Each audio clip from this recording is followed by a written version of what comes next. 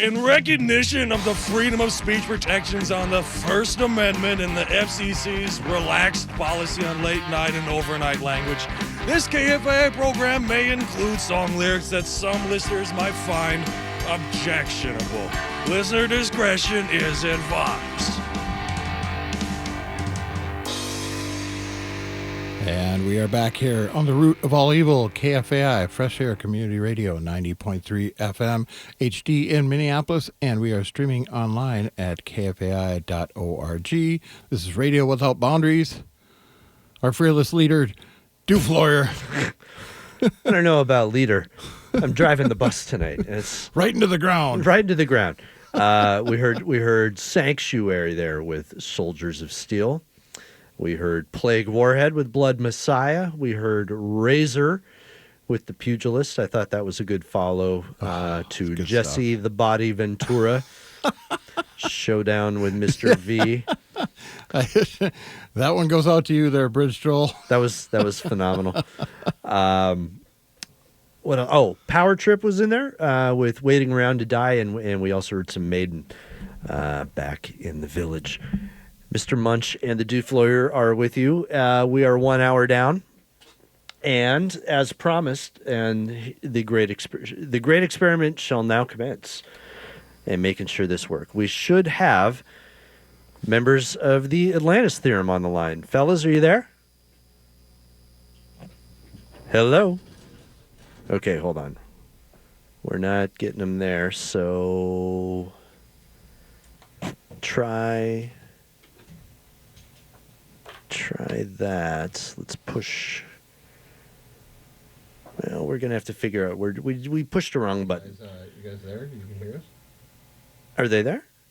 Okay, here, hold on. They're there? Okay.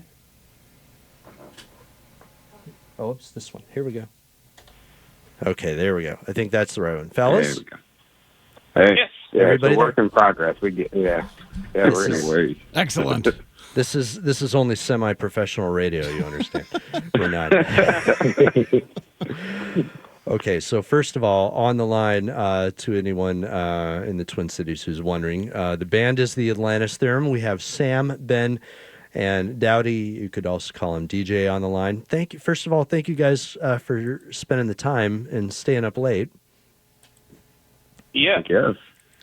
The schedule's been less than ideal, so. It really is, and we'll probably, I thought I had going into this, I had a bunch of ideas for just like dumb questions to ask the band, but that became very dumb very quickly because I am legitimately interested in how. Oh no, that's where we excel is dumb questions. Oh, dumb questions.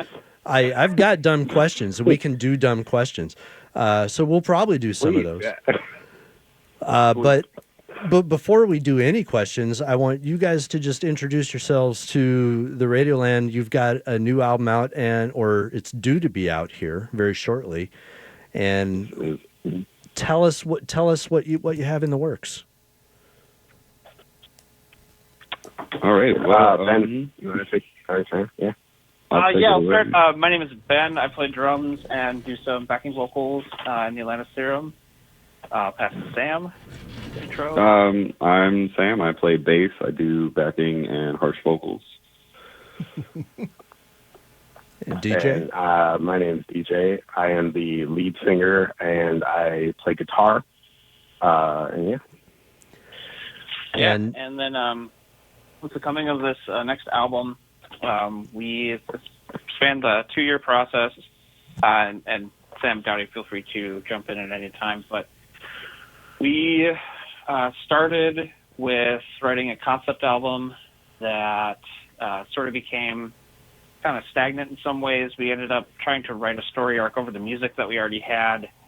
So that idea kind of pissed out, if you will, and then we were kind of brainstorming on, what can we do with this record, and we had kind of this idea to just try to involve as many people really as possible, because in the city of Minneapolis we have such a great art and music community, and I think all of us have called Minneapolis home for all of our lives, and we really wanted to try to bring a lot of people together and create something bigger than what we were trying to accomplish initially, which was just put out a music album. And it just turned into this really kind of this big project.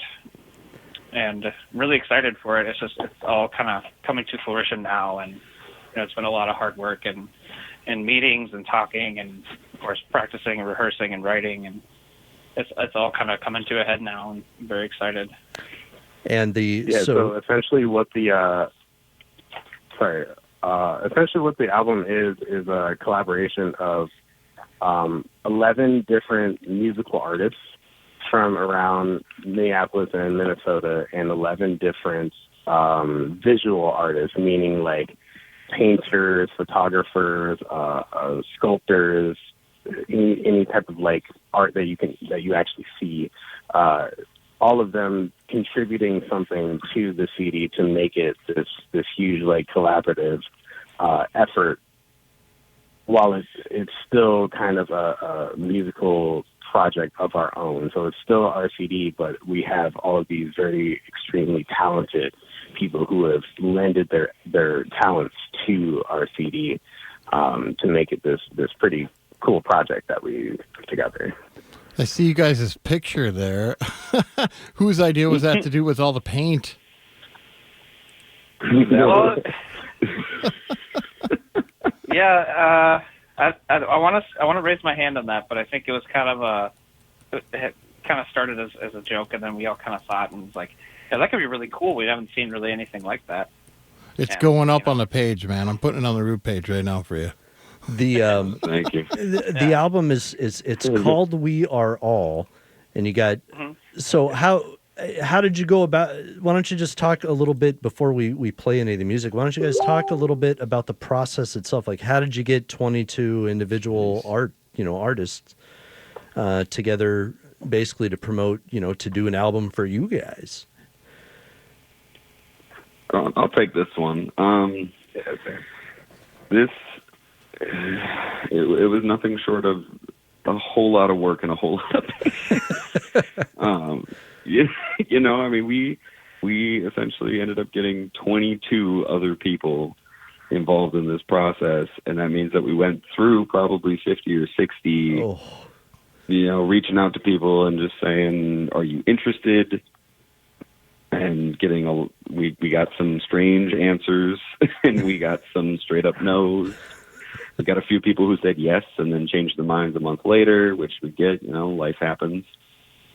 But we kind of just went into it with, at least with the musical artists, and said we want to get a bunch of different people. So we've got a sax player from like a vaudeville punk kind of band. We've got a trumpet player that plays in a Van Morrison cover band, screamers, singers from heavy stuff. We've got a rapper. We just kind of tried to get as much of a variety that we could to really spice up our music and see what they could do with it to make it more. And you've got there is an official release date for this, correct? There is. It is coming out on May 1st. And I would ask if there's a release show planned, but maybe not. Yes, that's funny. That's a funny joke. Well, let's hear it. Let's play some of this. So the band, the album itself comes out May 1st, but there are at least 3 tracks that are available at the moment. Correct, and those are up on the Bandcamp page as well. If anyone wants to go look and find those, you can pre-order the album there. But let's start with that. You've also picked out some music that generally influences your aesthetic. So let's play some of that, and then we'll come back and talk some more about the album itself and about the situation we're now finding ourselves in, because I would imagine that spending 2 years collaborating with 22 different people and now being completely separated and isolated from all those people is got to be a shock to the system. Yeah. I would just a little bit. It's a little weird. Yeah, well, and I think, with the contact that we, of course, the initial contact and then, the people that were involved, and then it's kind of like, we, of course, we're trying to reach out to these people again and be like, hey, everything's done. We're so thankful for your involvement and stuff. It's just, since there's been kind of a disconnect between people that, were involved in the earlier stages and now, for the last, I would say 3 months, it's basically just been all us trying to get post-production stuff done and everything finalized and mixed. There's a kind of a strange disconnect between us and the other people involved. Mm-hmm. But I think with these next couple of weeks, we'll be able to kind of create some buzz and get more people involved and stuff too. Well, of the 3 tracks you've made available so far, which one would you like to play for the listeners first? Why don't we start with Free? Yeah, start with the first one. All right. Yeah. So everybody, this will be track 1 from the new album by the Atlantis Theorem. The album again is called We Are All. First track right here is Free. We're going to play that and then a couple other tunes, and then we'll be back to chat with them in a short bit. And you are listening to The Root of All Evil.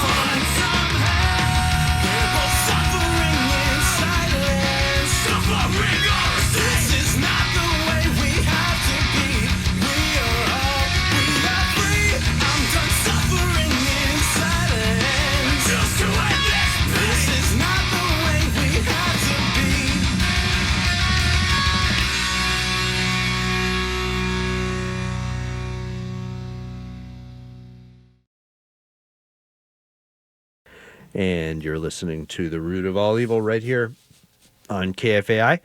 What we just heard was Emery with Cutthroat Collapse. We heard Breaking Benjamin with Dear Agony, and we heard the Atlantis Theorem with Free was the name of that track. The Atlantis Theorem are our guests tonight by telephone, and hopefully they're still all there. Guys? I'm here. Hello, hello. All right, thank you. The great experiment continues to work. So if for anyone who has just now tuned the dial to our station, I can't imagine what you've been doing for the last hour and a half that you're only now just tuning in, but we are talking to the Atlantis Theorem, and they have a new album soon to be dropping. Release date is May 1st. It is called We Are All. This was 2 years in the making, involves not just the three guys in the band, but 22 other artists and musicians across the Twin Cities. And guys, now in the wake of shutdowns and you've got projections about that, I've seen that prediction that live music events with crowds may not actually be taking place for another year or more. Hopefully that's wrong, but how does that affect a band, especially when you're just finishing an album? What's the mindset? How are you guys working? I think we're in the best time in life to actually deal with something like this, because we have options like streaming on Twitch or putting out social media posts and things like that to kind of mitigate the impact that it has on bands. So we could essentially, if we had the resources and tools, put together a live concert on Twitch and not necessarily have to go and tour around to different places, but do that online while we're all still kind of doing the isolation thing. So I think we're pretty fortunate that we exist in the time that we do right now. So hopefully it won't impact the CD too much, but yeah. Do you guys, I mean, I guess like flat out, I mean, do you guys like have a plan like for an event like that? Is that in the works? We are. Yeah, I think we're thinking about we're doing some behind the scenes stuff for like live streams and things like that, because we had some stuff planned for. Well, we had some stuff planned that had already been canceled, and some stuff planned that was coming up that has now been canceled. So yeah, I think we're planning on doing some live streaming and stuff like that to replace the shows and other events that we had planned. I see you guys got a live video session coming up on May 2nd at The Garage. Is that somebody's garage? Yeah, no, unfortunately I think that got canned. That's just unfortunate. Can't you just reorganize and play in someone's garage and videotape it? I mean, maybe. That was going to be a little... that's actually through the garage in Burnsville. Maybe a little more high-tech than we could throw together with our limited knowledge. Cell phone works, man. Just You're not wrong. Well, and I guess like like beyond just the immediate future of like we have an album to put out, and I know like every band is different. Like some bands put out an album and it's just they hit the ground running. We're already writing, we're already planning album number, in your case 3. Other bands are, we need a break. We need to sit with the material we've got. What is the creative process for you guys moving forward in the wake of completing this, but also with the thought that we may be kind of in this social distancing world for some time? How does that influence, or how does that affect the writing and collaboration process between the three of you? I think in some ways, it's going to.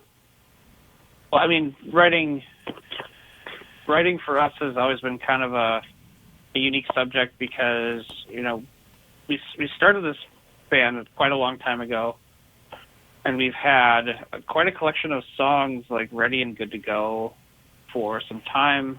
And this album was actually going to be mixed up into 2 different ones, but we decided to, do the classic recording process, find out what's the best that we got, and then, we cut it down, and that's how we ended up with the 11 songs that we went on here, and then, further along the lines, we figured out this idea for the project.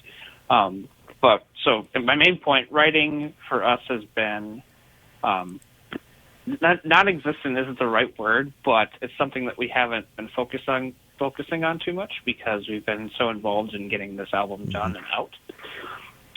Moving forward, along with what's going on with the COVID-19 situation, social distancing is best for everyone, but with someone or people like us in our positions, it's hard to get together and write songs, and the majority of our songwriting has always been together. So I think moving forward, it'll be a little bit tricky, but also it gives us an opportunity to, potentially just write some things ourselves and, kind of see where other ideas take us. That's the spirit, my man. No, go ahead. I got a dumb question. Dumb questions are good. No offense to Sam and Ben, man. You guys' beards are masking your age, but Dowdy, man, how young are you? Wow. So, I'm I'm not, but me and Ben are basically the same age. We are both 28. Oh, nice. Excellent. Yeah, and Sam is the youngin'. Man, he's 27. That makes He's a little baby. Yeah. Well, let's not a real baby though. Let's depends on the day, Ben. I'm older than Sam, but Ben is older than me by like a month and some change, I think. Yeah, something like that. Let's do another. Let's do this. I want song. to know where that question came from. Well, because I'm you on look your pretty young. I'm on your Facebook page, man. I mean, I'm checking you guys out. Oh, here. okay. So I think We're you're old, kind you of like see. backhanded complimenting me by saying I look young. Is that Yes. what you're saying? Yes, you look very young, Dowdy. And I was not backhanded concerning me young, uncomplimenting Sam and Ben. It was just their beards are masking their age. I know. Well, but I tried to grow a beard for years. I just can't do it, and they flex on me with their beards every day. But flexing on you. I feel your pain, amigo. I can't grow a beard to save my life. No, anyway, yeah. Let's play some more music here. The next track they've picked out is called "The Artist and the Arsonist." This features a guy named Tanner Greeley. You guys want to say anything about this particular song or that particular artist? This one is a little more upbeat, a little more frantic for us. Shout out to Tanner Greeley and his band Odds of an Afterthought. Yeah, he's been kind of one of our band homies for a long time, and we thought this is the perfect chance to get him in here and just let him rip. Yeah, and rip he did. Interesting, funny anecdote about this song.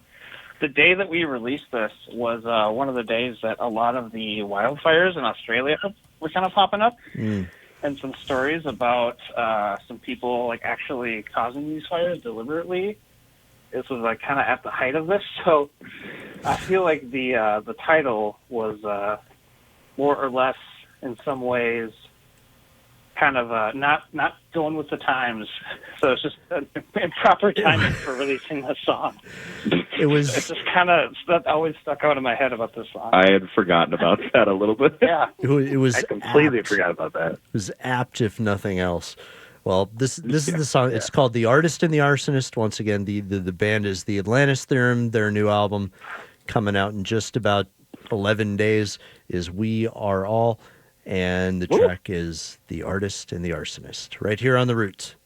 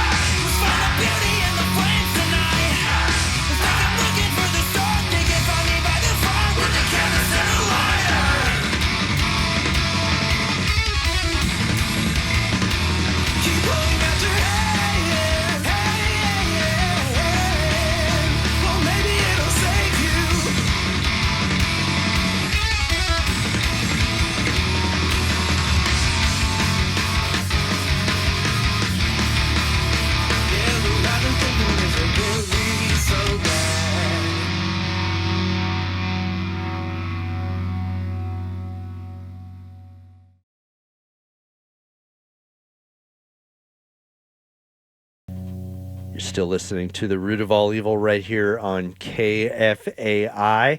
What you just heard was Chevelle with Safer Waters. We heard Coheed and Cambria with Welcome Home. And we started out that set with the Atlantis Theorem, The Artist and the Arsonist. The members of the Atlantis Theorem are our guests tonight, distanced through the telephone, and they've been not just creating the music you've been hearing so far this hour, but also playing some of the other music. Picking out their faves. Things that have influenced them, things that they enjoy listening to, I guess. Sam, Ben, DJ, you're still all there? Hey. We are. Okay. We are all still here. Very, very good. I don't have a whole lot of, serious kinds of questions for you. But start lobbing the goofball questions their way. I've got some goofball questions, but I guess how are all you just individually holding up, in times like this? So, I'm doing great. This is kind of my dream, but introvert's dream. Introverts. Agoraphobic introvert. They probably were like, yeah, he's completely serious. He's doing great. And I was already a homebody, DJ, by the way, who's talking, but I was already a homebody as it is, so not a whole lot changed for me, except for my job, which is completely opposite of my personality, which I was a bartender. And, obviously, that has ceased to be for quite a bit. Wow. Yeah, and will probably be the last thing to be reopened when all of this subsides. But I mean, I've been trying my hand at video editing, and I've picked up writing again, and I've been doing some freelance writing, which I've actually made not a job out of, because I definitely can't pay bills from it, but money from doing freelance writing. So it brings out the creativity in people, man. It does. That's great. Is there any particular music that you guys are listening to because of the pandemic situation and because we're largely home? Is there any particular music that is like metal or otherwise from any genres? Is there anything, any one album, any one artist that you find yourselves kind of gravitating to? I would say maybe not so much albums. I'm a bit of not an odd duck, but an odd musician. I don't tend to listen to music a whole lot when other people are around, and I live with my girl, and she's working from home, and she still has a job, so I just kind of try to stay out of the way. But we definitely restarted The Walking Dead. There you go. Kind of started hitting. You hear that a lot. Yeah, I hear that a lot. That theme, that's what I wake up with in my head, you know? It's a good one. It's a good one. I mean, I'm not complaining. Is there any particular activity that you guys like have gone back to? Like one of who was it that mentioned their writing again? Was that DJ? We walk to the liquor store a lot. There you go. Gotta get exercise somehow. A family band trek to the liquor store. You gotta exercise. I'm not kidding you. I just walked to the liquor store with my mom today. So, yeah. Come on, Mom, let's go for a walk and get some booze. I literally went to my mom and was like, "Hey, do you want to walk to the liquor store?" She's like, "Sure, why not?" Like, you're damn That's right. quality time right there. You gotta do what you gotta do, not just to exercise, but to maintain those personal relationships. Yeah, exactly. It is what it is. All right, you guys. I want to have the time to play the last song of yours in the hour. So I want to thank you for spending the time with us. How can people get a hold of you? I have put up your link to your Bandcamp on the Root of All Evil page, but how else can people get a hold of you? Mm-hmm. Yeah, so thank you for putting up the link to the Bandcamp. You can find that links to all of our socials, Facebook.com/The Atlantis Theorem, Instagram @The Atlantis Theorem. You can also find us at our web URL, www.theatlantistheorem.com/weareall. That has a link to the Bandcamp as well as an art gallery that showcases all the different artwork that's going to be a part of the final product. It kind of gives some descriptions on the pieces and how they correlate to the songs. Excellent. As well. That's cool. This is like the modern day liner notes. Right, pretty much. Yeah, it is, right? Yes, it is. We're just going to publish it. All right. So again, everybody, the album is We Are All. The release day is May 1st of 2020. But the Bandcamp page has pre-orders available, so you can go there. You can find it. You can, I would assume, find the same links through their just the general band URL or their Facebook page. Yeah. Especially now in times where there are no live shows right now, where things like Record Store Day get canceled. It is important to support local musicians, so please give some thought to doing that.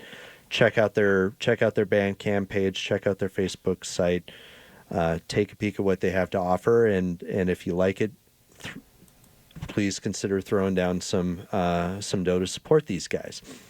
Ben, Sam, DJ, thank you for spending the time once again. We've got one more from you. It's called Imperfect. You want to intro this? Yeah. So this song is it's the most epic of the three for sure. It's got 2 features on it, actually. We have Kyler Zachman from a band called Hailing Andromeda, and we have Dave Reasoner from Careful Gaze. Both amazing local bands. You got one super heavy, Kyler's a screamer, and you got one that's kind of more like us, but even weirdly more indie, with Gabe Reasoner and Careful Gaze. And this is a song that has evolved a lot. It was kind of going to be, the odd one out, and then when these two came in and did their thing, all of a sudden it just clicked into place, and it's one of our favorites. Nice. So again, the track is Imperfect, and I know this is rare. This is not nearly as fun as it is, for in-person interviews where we can see each other, but and then gab and have fun between songs. But when all this is over, we want you guys to stay in touch with us and keep us apprised of what's going on. And maybe when it is all over, we can finally get some people back in the studio. It'd be good to have you in. Absolutely. Totally, yeah. Yeah. All right. We're just glad that you had us on at all. So thank you. Yeah, thanks, man. Appreciate it. Thanks much. Yeah. Okay. So once the Atlantis Theorem track is Imperfect, right here on the Root. Thanks.